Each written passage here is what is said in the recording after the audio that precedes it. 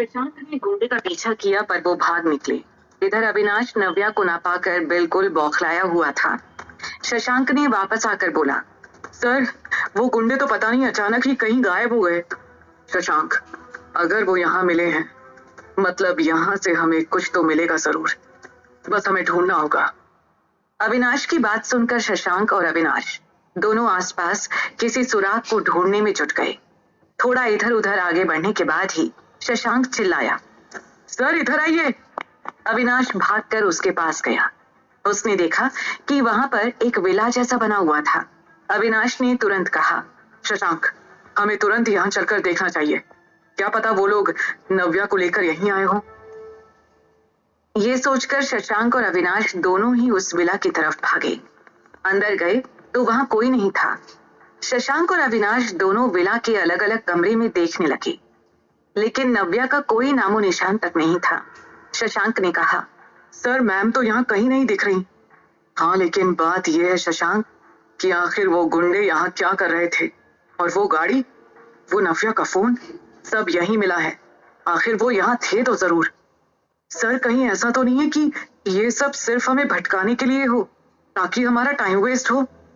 शशांक की बात को अविनाश गौर से सुन रहा था। शायद उसे समझ ही नहीं आ रहा था कि वो करे तो क्या करे। वो कुछ पल के लिए बस चुप खड़ा रहा। शशांक ने धीरे से पूछा भी, सर कहीं और चलकर ढूंढे, क्योंकि अब तो हमने पूरा विला छान मारा है। इस एरिया में तो नव्या मैम कहीं नहीं है। अविनाश ने शशांक की बात सुनी और वहां से निकलने लगा। वो धीरे धीरे अपने कदम बढ़ा रहा था कि तभी वो अचानक से रुक गया। शशांक ने मुड़कर पूछा, क्या हुआ सर? अविनाश ने शशांक की ओर गहरी नजरों से देखा। शशांक ने फिर से पूछा, सर कोई बात है क्या? अविनाश ने जमीन की तरफ देखते हुए कहा, शशांक कई बार जो चीज जमीन के जितना ऊपर होती है वो उतनी ही जमीन के नीचे भी होती है।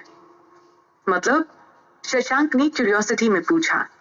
अविनाश नीचे जमीन पर कार्पेट को देखते हुए बोला, तुम ये कार्पेट देख रहे हो शशांक?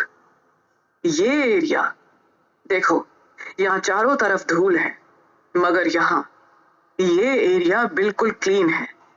ऐसा लग रहा है जैसे इस कार्पेट को यहाँ से अभी अभी खिसकाया गया है, और ये तभी हो सकता है जब यहाँ कोई आया हो। अविनाश की बात सुनकर शशांक भी बिल्कुल अमेज्ड रह गया। शशांक जब तक ये बात सोच ही रहा था तब तक अविनाश ने जोर से जमीन पर एक लात मारी। लात मारते ही अविनाश के चेहरे के एक्सप्रेशंस बिल्कुल बदल से गए। अविनाश ने तुरंत शशांक को कहा, तुमने ये आवाज सुनी? शशांक ने सिर हाँ में हिलाया। अविनाश ने आगे कहा, ये आवाज, ऐसा लग रहा है शशांक जैसे कि इस फर्श के नीचे की जमीन बिल्कुल खोखली हो। शशांक ये बात सुनकर बिल्कुल शॉक्ड रह गया। शशांक जब तक ये सोच ही रहा था तब तक अविनाश ने जमीन पर जोर की एक और लात मारी। जमीन हल्की सी कड़क हो गई। दरअसल वो फर्श सिर्फ प्लाई का बना हुआ था। कड़कता हुआ देखकर अविनाश ने लगातार 3-4 लात मारी। इतने में तो वो फर्श टूटने लगा था। फाइनली अविनाश ने देखा कि फर्श के नीचे कोई एक बेसमेंट जैसी जगह थी। अविनाश और शशांक ने मिलकर उसे तोड़ा और टूटने के बाद अविनाश सीधा अंदर कूद गया। अंदर कूदते ही अविनाश बिल्कुल शॉक्ड था। होता भी क्यों नहीं, आखिर उसने देखा कि नव्या ठीक उसकी आंखों के सामने जो थी, वो भी बेहोश हालत में एक बेड से बंधी हुई, और विशाल ठीक उसके सिर पर गन ताने उसके पास खड़ा था। अविनाश ने संभलते हुए कहा, विशाल बेवकूफी मत करो, छोड़ दो उसे। विशाल अविनाश की लाचारी देखकर मुस्कुरा रहा था। अविनाश ने दोबारा कहा, देखो विशाल, तुम पहले भी एक इसी तरह की गलती कर चुके हो जिसकी वजह से तुम्हें मुसीबतें झेलनी पड़ी थी। अब तुम फिर से वही करने जा रहे हो। देखो, तुम सिर्फ अपने लिए मुसीबतें बढ़ा रहे हो विशाल, छोड़ दो उसे। अरे चुप, छोड़ दो उसे, जाने दो, छोड़ दो, जाने दो। मुंह में टेप अटक गई है क्या आपके, जो एक ही बात रटे जा रहे हैं आप? अविनाश एक सेकंड के लिए चुप हो गया। विशाल ने आगे कहा, और क्यों छोड़ दूं मैं, क्यों जाने दूं इसे, ताकि सिर्फ आप इसके मजे ले सकें? हाँ, अरे उम्र का ख्याल कीजिए थोड़ा। 2 बच्चों के बाप हैं आप और जवान लौंडिया से सुहागरात के सपने देख रहे हैं। वहीं भाई आपका सिंगल मर रहा है। शट अप विशाल, आवाज नीचे। विशाल नव्या के माथे पर गन जोर से अड़ाते हुए बोला। विशाल की इन हरकतों से अविनाश बिल्कुल हेल्पलेस सा हो गया था। विशाल ने आगे कहा, आपको पता है आपको ऐसे मजबूर देखने के लिए मेरी आंखें तरस गई थी, लेकिन किसी ने सही कहा है कि भगवान के घर देर है अंधेर नहीं। आज आखिर ये लड़की मेरे कब्जे में है और आप बिल्कुल मजबूर। सोच रहा हूं आज आपके सामने ही शुरू हो जाऊं। अपनी हद में रहो विशाल, अविनाश ने गुस्से में चिल्लाकर विशाल को कहा। अविनाश की आंखों में खून दौड़ रहा था।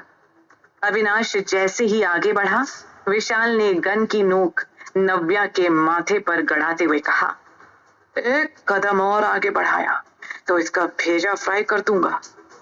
अविनाश तुरंत रुक गया। विशाल ने नव्या की गर्दन को छूने के लिए अपना हाथ आगे बढ़ाया। अविनाश लाचार खड़ा था। विशाल का हाथ नव्या की गर्दन को छूने ही वाला था कि तभी एकदम से विशाल के ऊपर उस प्लाई वाली सीलिंग को चीरता हुआ एक नुकीला रॉड नीचे आया और सीधा विशाल के कंधे में आकर घुस गया। ये करने वाला और कोई नहीं बल्कि उस प्लाई वाली सीलिंग के ऊपर खड़ा शशांक था, जिसने अंदाजे से वो काम किया था ताकि वो विशाल को रोक सके, और वो कामयाब भी हुआ। विशाल दर्द में चिल्लाया और कंधे को कसकर पकड़ लिया। उसका ध्यान भटकते ही अविनाश तुरंत उसकी तरफ दौड़ा।